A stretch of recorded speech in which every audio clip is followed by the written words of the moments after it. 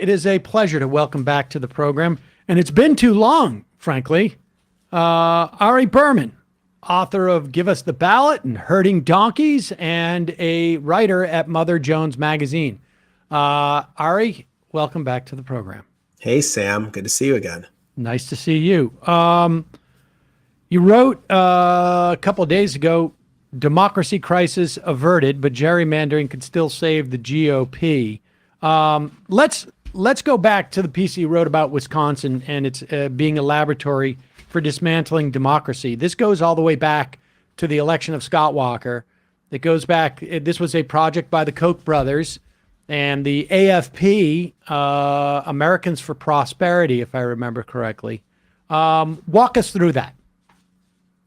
Well, I think Wisconsin really has been the case study for how Republicans have undermined democracy at the state level, and then how they use the states to take over power at the national level as well, because you had basically a 50-50 swing state with a long progressive tradition. Republicans got control of it in 2010, like they got control of so many states in that election, and they worked very aggressively to entrench their own power by going after unions, by making it harder to vote, by changing campaign finance laws, and most crucially, by passing incredibly gerrymandered maps. That means that it would be impossible to vote them out of power. So I looked at both the 10-year strategy that's been deployed in Wisconsin very, very effectively, and then I also looked at how it would affect this election. And it's really remarkable if you look at the numbers. The governor, Tony Evers, a Democrat, won 51% of the vote. He won by 3.5 points in 2022, which is a landslide by Wisconsin standards. But Republicans got 67% of seats in the state Senate and 65% of seats in the state House. Basically, they came 2 assembly seats of getting a supermajority in the legislature, even though Democrats won 4 out of 5 statewide offices. So basically, they've created a system as far as legislative elections that's basically voter proof. And the reason why I said democracy crisis was averted was because so many of these election deniers lost. But the reason why I said gerrymandering saved the GOP is it's very clear that gerrymandering is what saved the Republican Party in Wisconsin, and likely also saved their majorities in other states, and could be the reason why they have a majority in the U.S. House when all is said and done. Do we know how many votes were cast for state legislators, though? I mean, it's one thing to say, okay, maybe people just prefer Democrats on a statewide basis, but on a district by district basis, they prefer, Republicans. I mean, stranger things have happened. Do we know how many votes, like out of the votes cast? Because for a while, Wisconsin was one of those states, I think Pennsylvania had this dynamic too, where the vast majority of people voted for a Democrat, yet the vast majority, an even greater majority of elected state representatives were Republicans. Now, I've also heard that does not take into account the fact that you may have, through the gerrymandering, you may have districts that are less competitive for Democrats, so less or districts that are less competitive for Republicans, and so less come out maybe to vote. I'm not sure about that, but what about that apples to apples comparison of votes cast for state representatives and how that reflects the ultimate number that are in the state house? We don't have that number for Wisconsin yet. We're not going to get it until next week because the counties are still bringing in their numbers. But in the past, there's been a very large dichotomy between votes and seats. So in 2018, for example, in Wisconsin, Democrats got 54% of statewide votes, but Republicans got 64% of seats in the legislature.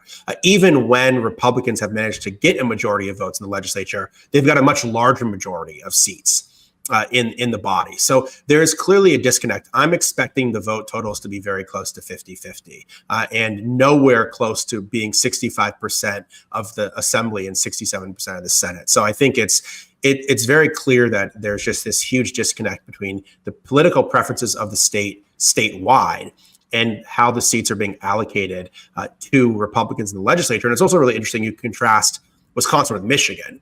Michigan's a place where politics was pretty much just as badly rigged in Michigan as it was in Wisconsin. But they passed fair maps after the 2020 census. There were a lot more competitive districts. And what happened in Michigan was Democrats were able to take back both houses of the legislature and regain control of state government for the first time since 1983. And that's just completely off the table in Wisconsin. So who knows what would happen if there was a fair fight in Wisconsin. But the only question in Wisconsin was, would Republicans get a supermajority? Whereas in Michigan and in other places where there are fair maps, the question was which party would get a majority. And I think that's a much healthier discussion for democracy. And we should be clear that when you're talking about democracy, you're talking about the simple idea that if the majority of people vote in one way, it's reflected in who runs the government. Exactly. And it's fascinating to look at Michigan, because when Michigan had Republican drawn maps and Gretchen Whitmer won by a very large margin in 2018, Republicans maintained a majority. But in 2022, she basically got the same number of votes as she did in 2018, but the legislature flipped because they were a fairer map. So it's a really good case study to look at. The conditions in Michigan in 2022 weren't that different from 2018. They honestly were worse for Democrats if you look at the political landscape. But Democrats were able to flip the chambers there because there were more competitive districts. So I think it's just a situation where you look at where the maps are fair, both sides get an opportunity to compete. And I think that's really what we should be looking for. Unfortunately, a lot of states were very, very rigged in terms of the maps. You look at, places where Republicans drew the maps, states like Texas, states like Georgia, states like Wisconsin, there was very little turnover at all in the legislature, very little turnover in terms of the U.S. House. So there was very little competition. So much of the competition was coming from states that had fairer maps, whether it was a place like California or a place like New York, although we can debate how fair the maps actually were there, but they were drawn by an independent person. Before we move on to sort of the implications of Wisconsin Republicans not getting a supermajority and what they've done with that supermajority in the past in terms of like inhibiting the powers of the governor,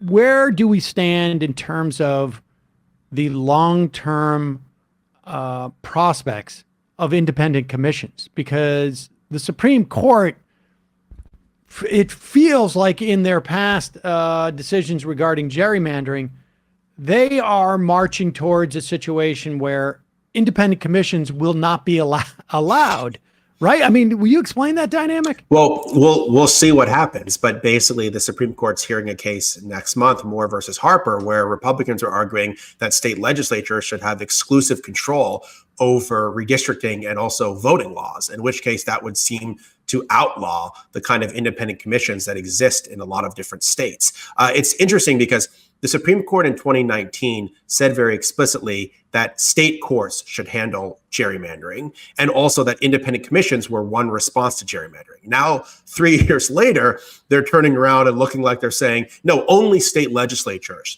should have the authority over this issue. So, I mean, that would be a seismic shift in terms of redistricting. Democrats did well in 2022 at the state level. They were able to flip a bunch of really important states. Whoa! We got Aaron Kleinman coming on to talk about that next. So don't. Okay, so I won't go too into it. But the point is, just very short, Republicans still control way more state legislatures than Democrats. So if the Supreme Court says state legislators have exclusive control over how maps are drawn, how voting laws are done, then that benefits the Republicans more than the Democrats. And we should be clear. I mean, I just want people to understand this distinction, right?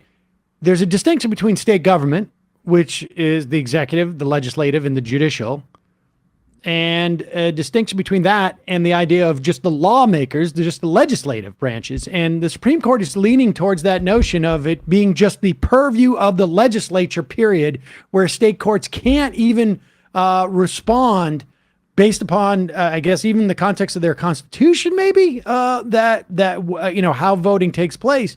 And that legislatures are inhibited from having an independent commission, even if they decide that's what they want, because they don't have that power can't be delegated. It is so sort of like, I guess, it is such the purview and exclusive purview of the state legislative bodies. What changed over those 3 years, Ari? What changed was from 2019. the composition of the Supreme Court. I'm joking. I mean, it went from a 5-4 conservative majority to a 6-3 conservative majority. And so there would not have been 5 votes for this, I don't believe, in the 2019 court, because you still had John Roberts and you had Anthony Kennedy. So now you're talking about a shift in terms of who's on the court. Sorry, you had Roberts, you didn't have Kennedy at that point, but you had Ginsburg instead of Barrett. So that's the big shift here. And already we've seen 4 of the justices have already signaled their support for this theory. Alito, Gorsuch, Kavanaugh, and Thomas. So that basically leaves Barrett as the swing vote. Never really a good situation when Amy Coney Barrett is the swing vote. Is she even the swing voter, or has she just not said anything about this issue? But it's extremely radical to say that other parts of state government, like the governor, state constitutions, state courts, shouldn't have a say in state politics, that the legislature is the only body that should matter. And clearly Republicans brought this case because they know they've heavily gerrymandered the legislatures so much in Wisconsin that they want those bodies to be totally the last say. If the governor, for some reason, was heavily gerrymandered in all these states, they'd say the governor should have the authority. I mean, it's not based on any kind of principle. It's just that this is the place where their power right now is the most secure. All right. So talk about the other response that once you get a supermajority within a Republican-controlled legislature, they respond by basically then saying, you know what, we've really thought about this, and maybe the governor doesn't have as much power as we thought they did. The governor would have no power because but I mean, walk through that in terms of like, but they have also. The first time that Evers got elected, they essentially said, we're pulling away various authorities from the governor that have existed in the past simply because that person is a Democrat. Exactly. So in 2018, Tony Evers, who's a Democrat, defeated Scott Walker, which was a really big deal. Basically, days after Evers was elected, the legislature convened and stripped him of power, which had never been done in Wisconsin history before. They made it so it was harder to confirm members of his cabinet. They made it harder to vote by cutting early voting.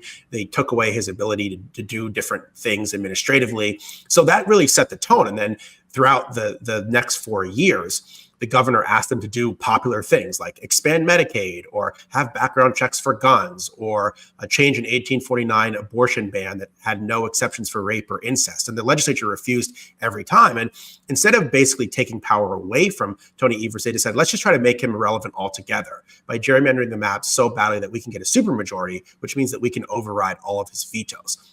That would have been really consequential, not just because they would have taken power away from Evers, but I think the ultimate thing they wanted to do is Wisconsin has a bipartisan elections commission, and that's who runs elections, supervises elections, and also certifies non-presidential elections. The governor certifies presidential elections. So the legislature wanted to say, we're going to control how elections are run, and we're going to control how elections are certified. We're going to take away that power from the governor for presidential elections. We're going to take away that power from the commission for all other elections. Then that's like the ultimate big lie takeover of the voting system. Suddenly you have a legislature that's totally unaccountable because of gerrymandering, controlling the whole voting process. That's what was at stake with the supermajority. And the fact that Democrats stopped it is incredibly important, because it means that the certification of elections and the running of elections will continue how it was in the past, and makes it much harder for Republicans to try to steal the 2024 election, with the caveat of this big Supreme Court decision coming up. And we should note that, if I'm not mistaken, in North Carolina, the legislature did the same thing when a Democrat was elected governor, sort of based upon that model that was developed in Wisconsin. Wisconsin really does seem to be the laboratory. I mean, I think similar, and also North Carolina also barely just came short of getting a supermajority. So they're very similar, though I would argue that Wisconsin is more of a swing state probably when it comes to presidential elections. If you look at the last few elections, Wisconsin has been the tightest state and probably the most purple state there is. So but clearly it's not just Wisconsin. There's other states where if the Supreme Court was going to say that state legislatures have the full authority, that would really impact the next presidential election in a number of really key battlegrounds. And we should say, though, there's nothing that is preventing this from being a problem in 2028, because this dynamic that exists in Wisconsin, let's say, to some extent in North Carolina, still in Pennsylvania on some level as well. Although, this dynamic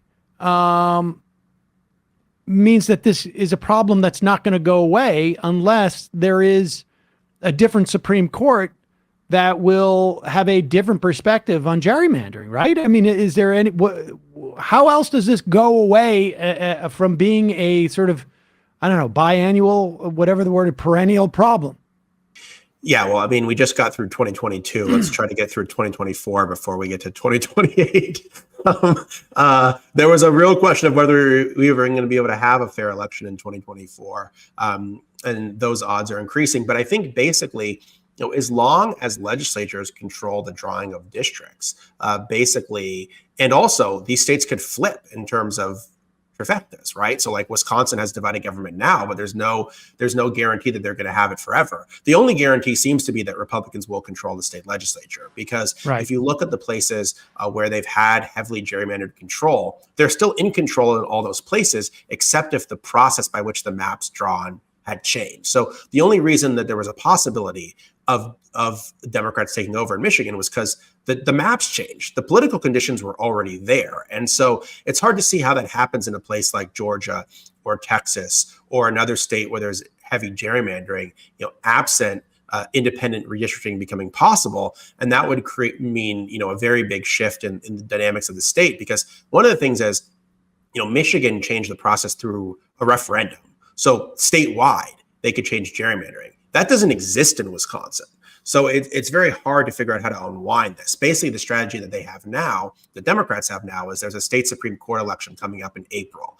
And if the Democrats win a majority on the court, even though they're technically nonpartisan, that would be a 4-3 progressive majority. Then they would probably file a new lawsuit against the gerrymandered maps, try to get the state courts to strike it down, and then get new maps that way, if the Supreme Court will even allow them to do that. So there's a plan. If the federal Supreme Court will allow the state Supreme Court to adjudicate this question in their own state, is really exactly. Yeah, basically, yes. I mean, right now they have the power to adjudicate it, but that looming over to the Supreme Court basically saying no, state legislatures have full control, which would basically give places like Wisconsin just zero recourse to try to challenge gerrymandering, which is a frightening thing.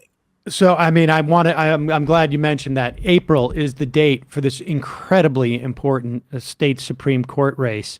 That has gone both ways in the past. These sort of like off-year, odd timing state Supreme Court races in Wisconsin, hugely consequential. Particularly, like you say, if the federal Supreme Court rules that the entirety of the state government has a say in these elections, as opposed to just the gerrymandered Republican lawmakers. Ari Berman, always a pleasure. Let's do this again soon. Thanks so much, Sam. Appreciate you having me on. All right. Bye-bye.